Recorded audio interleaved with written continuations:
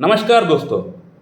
पुरुषों की यौन समस्या के लिए, इरेक्टाइल डिस्फंक्शन की प्रॉब्लम के लिए, शीघ्र पतन की प्रॉब्लम के लिए, लो लिबिडो की प्रॉब्लम के लिए, कहने का मतलब यौन समस्या के लिए होम्योपैथी में जो जनरल मेडिसिन के बारे में हम लोग बात करते हैं, जैसे कि Damiana mother tincture, Cydonia vulgaris mother tincture, ginseng mother tincture, यूमिनम mother tincture, nuphar lutea mother tincture, ashwagandha mother tincture, tribulus mother tincture, ginkgo mother tincture, moringa oleifera mother tincture. तो ये जो तमाम मेडिसिन की हम लोग बात करते हैं, मैं भी बात करता हूँ, बाकी डॉक्टर्स भी बात करते हैं।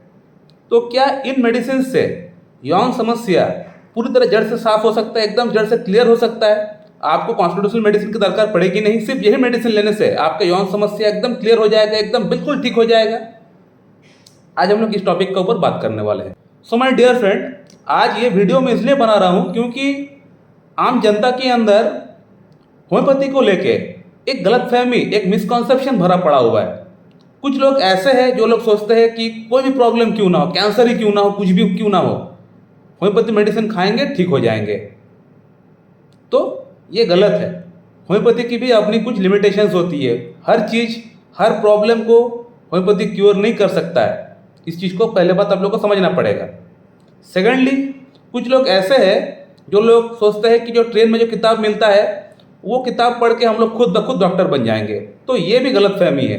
ऐसा भी नहीं हो सकता है। जो ट्रेन में जो 50 रूल्स का जो किताब मिलता है उस किताब को पढ़ के जो मेडिसिन, वहाँ थेरेपेटिक जो मेडिसिन का नाम दिया गया है कि कमर दर्द के लिए ये मेडिसिन, इसके लिए वो मेडिसिन, इन मेडिसिन से आप खुद ब खुद डॉक्टर नहीं बन सकते, खुद का डॉक्टर खुद नहीं बन सकते। ये भी गलत है।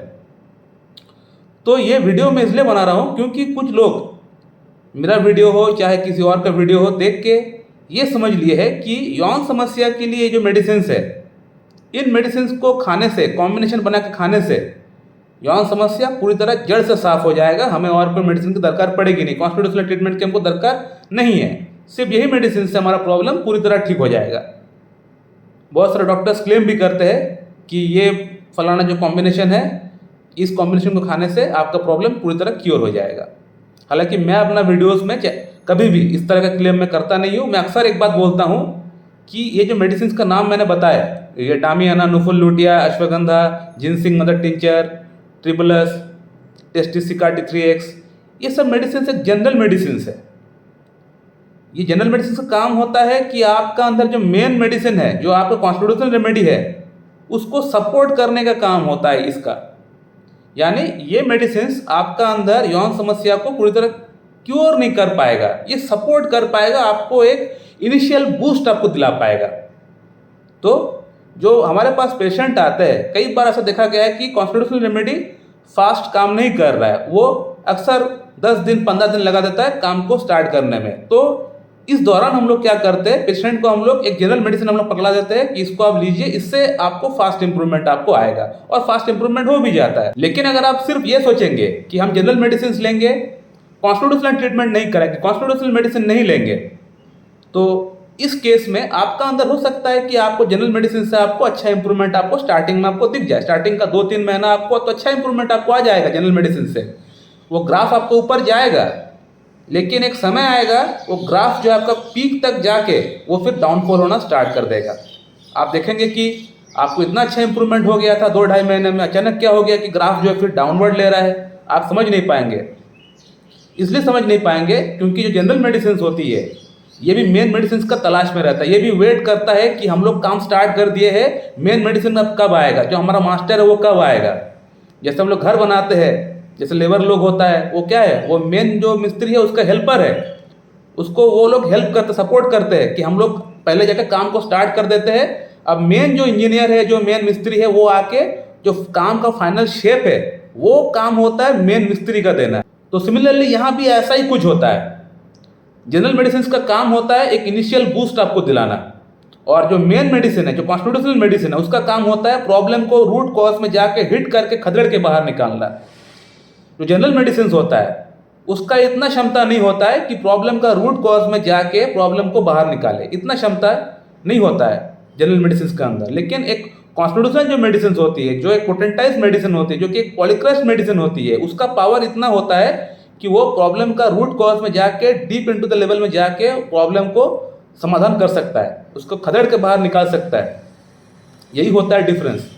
और जनरल मेडिसिन जो होता है उसको अगर आप इस्तेमाल बहुत ज़्यादा करेंगे, एक्सेसिव वे में करेंगे, तो वो मेडिसिन आपका बॉडी के अंदर एक समय आने के बाद सैचुरेट हो जाएगी। जैसे एलोपैथी की जो एंटीबायोटिक्स होती है, जब आप खाते हैं, खाते खाते एक समय आ जाता है, रेजिस्टेंस हो जाती है बॉडी के अंदर। बॉडी को पता चल जाता है कि ये एंटागोनिस्ट है, इसको जल्द से जल्द बॉडी से बाहर निकालो। तो बॉडी मेडिसिन आने के साथ साथ बॉडी उसको बाहर फेंक देगा और उस समय आपको एग्रावेशन भी हो जाएगा, प्रॉब्लम भी आपको हो सकता है। जब बॉडी इस तरह से मेडिसिन को बाहर निकालेगा, तुरंत बाहर निकालेगा, तो उसमें आपको बॉडी के अंदर कुछ साइड इफेक्ट भी आपको दिख सकता है। तो इसीलिए हम लोग कहते हैं कि जनरल मेडिसिन जो होती है, इससे एक इनिशियल बूस्ट हम लोग दिला देते हैं पेशेंट का अंदर, लेकिन जो मेन मेडिसिन है, जो कॉन्स्टिट्यूशनल मेडिसिन है, उसको भी साथ ही साथ आपको लेना पड़ेगा, ताकि आपका प्रॉब्लम का जो रूट कॉज है उस पर जाके हिट करके उसको भी ठीक कर सके। क्योंकि मेडिसिन आप लाइफ टाइम नहीं ले सकते हैं। होम्योपैथिक मेडिसिन लाइफ टाइम हम लोग इस्तेमाल नहीं कर सकते। एक सर्टेन पीरियड तक हम लोग इस्तेमाल कर सकते हैं, 4 महीना, 6 महीना, 8 महीना, 10 महीना। उसके बाद मेडिसिन काम करना बंद कर देगी। मेडिसिन आपका बॉडी के अंदर रेजिस्टेंस पैदा करना स्टार्ट कर देगी। तो इसीलिए हम लोग जो मेडिसिन को इस्तेमाल कराते हैं उसका एक प्रोसेस होता है। हम लोग पोटेंसी को बढ़ाते रहते हैं ताकि मेडिसिन बॉडी के अंदर रेजिस्टेंस ना हो जाए। तो ये बहुत लोग समझते नहीं है, जानते नहीं है। तो इसीलिए सेल्फ मेडिकेशन करेंगे तो इस तरह का प्रॉब्लम आपका अंदर होगा। जैसे हम लोग अक्सर सुनते हैं, पेशेंट आके बोलता है, डॉक्टर साहब हमने एलोपैथिक वियाग्रा लेना स्टार्ट किए थे, टाडालाफिल लेना स्टार्ट किए थे, उससे तो हमको इनिशियली बहुत अच्छा फायदा मिल गया, लेकिन आहिस्ता आहिस्ता करके उसका डोज बढ़ते गया, डोज बढ़ते बढ़ते अब इतना हो गया कि वो मेडिसिन काम करना बंद कर दिया। तो वो मेडिसिन क्यों काम करना बंद किया? वो मेडिसिन काम इसलिए करना बंद किया क्योंकि बॉडी जो है उसको समझ गया, उसको अंदर जो है रेजिस्टेंस पैदा हो गया, तो इसलिए वो काम करना बंद कर दिया। अब इस पेशेंट का आप लोग फीडबैक देखिए। ये पेशेंट आज से 6 महीना पहले मुझसे कांटेक्ट किए थे।